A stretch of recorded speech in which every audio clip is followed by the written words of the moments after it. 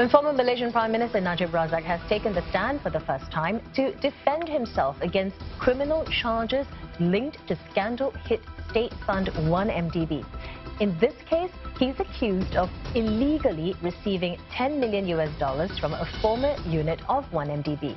Mr. Najib's lawyer says the crux of his defense is that he was a victim and, quote, the leader of the pact was fugitive financier Joe Low. And if he's convicted, Mr. Najib could face up to 20 years in jail on each charge.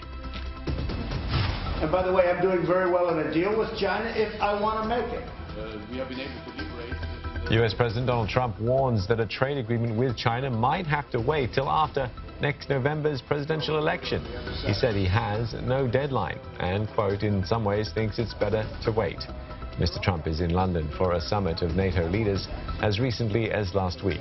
He said he was in the final stages of negotiating a deal. Hong Kong's leader, Carrie Lam, will reportedly visit Beijing this month and meet President Xi Jinping, and that's according to Hong Kong broadcaster Cable TV. Last month, Mr. Xi threw his support behind her when they met before a trade show in Shanghai.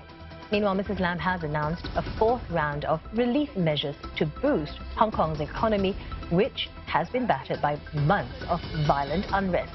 She said confidence in the financial hub might be further hurt by US legislation backing the protesters.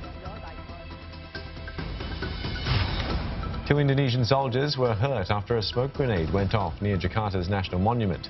Officials have ruled out an attack. The soldiers were on a morning jog when they spotted the smoke grenade on the ground. When they picked it up, the device exploded. The police are investigating why the grenade was there. There is a military barracks on the grounds of the national monument.